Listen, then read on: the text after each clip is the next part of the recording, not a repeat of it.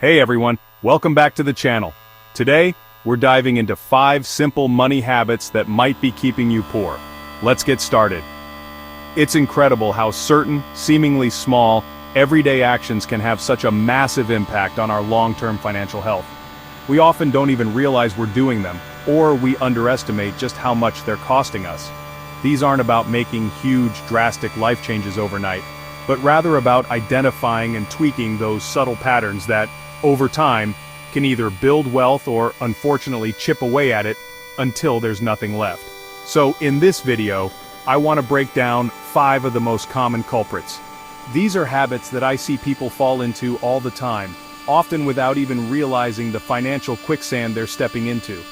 We're going to look at why they're so detrimental and, more importantly, start thinking about how we can flip the script.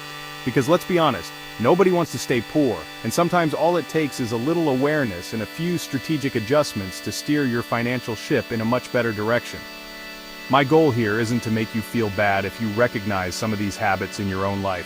Far from it. The goal is to empower you with knowledge, because once you understand how these habits are holding you back, you can start making conscious decisions to change them. We're talking about building a stronger financial foundation, one habit at a time. So grab a coffee, maybe a notepad, because you're going to want to take some notes on this one. Let's get into it. Alright, first up, and this is a big one, it's the habit of living paycheck to paycheck. Now I get it, sometimes circumstances are tough, and it feels like there's just no other way.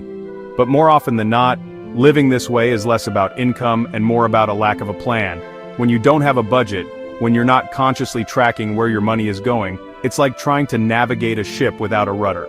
You're just drifting, and any unexpected wave, like a car repair or a medical bill, can completely capsize you. This cycle creates an immense amount of stress and makes it virtually impossible to get ahead.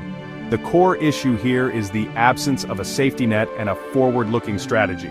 Without a budget, you're essentially flying blind. You don't know how much you can realistically afford to spend on different categories, so overspending becomes almost inevitable. And without a savings plan, even a small one, you're constantly on the financial defensive. Every dollar that comes in already has a name on it, and there's nothing left over to build for the future, to invest, or to handle those inevitable emergencies. It's a treadmill that keeps you running in place, working hard but never really making progress towards financial security. Breaking this cycle starts with one simple yet powerful tool: a budget.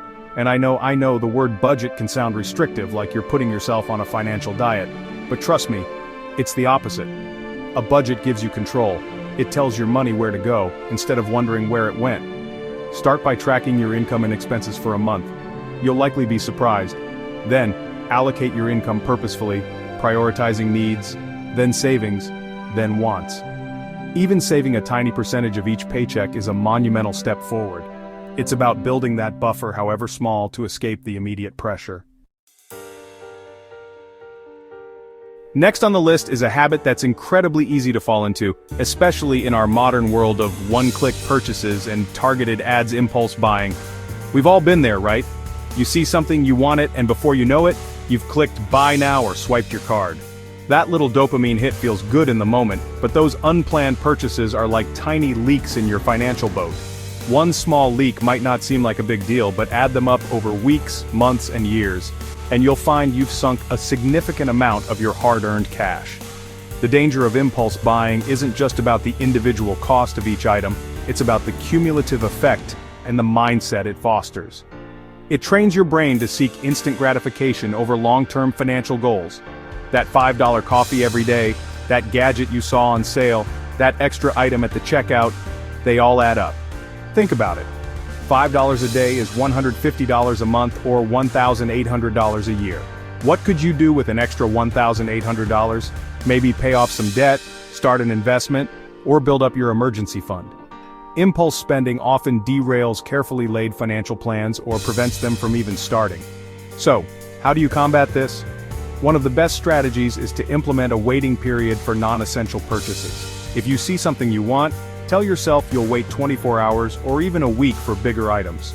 More often than not, the urge will pass, and you'll realize you didn't really need it. Another tip is to unsubscribe from marketing emails and avoid browsing shopping sites when you're bored or emotional. Identify your triggers. Is it stress?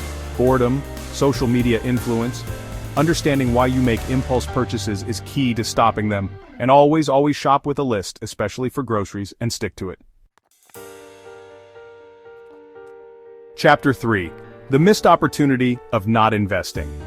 This next habit is less about money going out, and more about money coming in and growing for you. I'm talking about the habit of not investing. So many people work incredibly hard for their money, but then they let that money just sit there, usually in a low-interest savings account, where it's barely keeping up with inflation, if at all. The reality is, if you want to build real sustainable wealth, the kind that gives you financial freedom, you absolutely make your money work for you. And that's what investing is all about. Failing to invest or delaying it is one of the biggest financial mistakes you can make, primarily because you miss out on the power of compound interest. Compound interest is basically earning returns on your initial investment, and then earning returns on those returns. It's a snowball effect that can turn relatively small, consistent investments into a substantial sum over time. The earlier you start, the more powerful compounding becomes. Many people feel intimidated by investing, thinking it's too complicated, too risky, or that you need a lot of money to start. But that's simply not true anymore. Getting started with investing is more accessible than ever. You can begin with small amounts through index funds, ETFs, or even fractional shares. The key is to educate yourself on the basics. Understand risk tolerance, diversification, and long-term horizons. Don't try to time the market or chase hot stocks. Instead, focus on consistent, long-term investing in diversified assets. Think of it this way: every dollar you don't invest is a dollar that isn't working to secure your future. Start small, start today, and let time and compounding do the heavy lifting for you. Your future self will thank you, believe me. Chapter 4. The crushing weight of ignoring debt. Okay, let's talk about a habit that can feel like an anchor dragging you down financially. Ignoring debt. Whether it's credit card debt, student loans, personal loans, or any other kind of high-interest borrowing, pretending it doesn't exist or only making minimum payments is a surefire way to stay poor. Debt, especially high-interest debt, is like a financial parasite. It feeds on your income through interest payments, reducing the amount of money you have available for saving, investing, or even just living comfortably. The longer you ignore it, the bigger and more unmanageable it becomes. The consequences of not actively addressing your debt are severe. Firstly, there's the sheer financial cost. The interest charges on credit cards, for example, can be astronomical. If you're only making minimum payments, you could end up paying 2, 3, or even 4 times the original amount borrowed, and it can take decades to clear. Secondly, high debt levels negatively impact your credit score, making it harder and more expensive to borrow money in the future for important things like a mortgage or a car loan. And let's not forget the mental and emotional toll. Being constantly worried about debt is incredibly stressful. The first step to tackling debt is to face it head on. List out all your debts, including the outstanding balance, interest rate, and minimum payment for each. Then, you need a strategy. 2 popular methods are the debt snowball, paying off smallest debts first for psychological wins, and the debt avalanche, paying off highest interest debts first to save more money. Whichever you choose, the key is to pay more than the minimum payment whenever possible. Consider balance transfers to lower interest cards, or debt consolidation if it makes sense. It won't be easy, but systematically attacking your debt is crucial for financial liberation. Chapter 5. The price of financial illiteracy. And finally, the 5th habit that can seriously sabotage your financial well-being is a lack of financial education. In today's complex world, not understanding the basics of personal finance, things like budgeting, saving, investing, debt management, and even how taxes work, is like trying to play a game without knowing the rules. You're bound to make mistakes, miss opportunities, and potentially fall prey to bad advice or even scams. Financial literacy isn't just for Wall Street gurus. It's a fundamental life skill that everyone needs. The reality is, many of us weren't taught much about money management in school, so the responsibility falls on us to seek out this knowledge. Relying on guesswork, outdated advice from family, or simply hoping for the best isn't a strategy for success. Without a solid understanding of financial concepts, you might make poor investment choices, take on too much bad debt, fail to save adequately for retirement, or overpay on fees and interest. It's not about becoming an expert overnight, but about continuously learning and improving your understanding of how money works. The good news is there's a wealth of information available, much of it for free. Read books, listen to podcasts like this one, watch reputable YouTube channels, take online courses, and don't be afraid to ask questions. Start with the basics and gradually build your knowledge. Understand concepts like compound interest, asset allocation, risk management, and the importance of an emergency fund. The more you learn, the more confident and empowered you'll become to make informed financial decisions that align with your goals. Investing in your financial education is one of the highest return investments you can possibly make. Outrow breaking free and building wealth. So, those are 5 simple yet incredibly impactful money habits that might be keeping you from achieving your financial goals. We've talked about living paycheck to paycheck, the trap of impulse buying, the missed opportunity of not investing, the danger of ignoring debt, and the critical importance of financial education.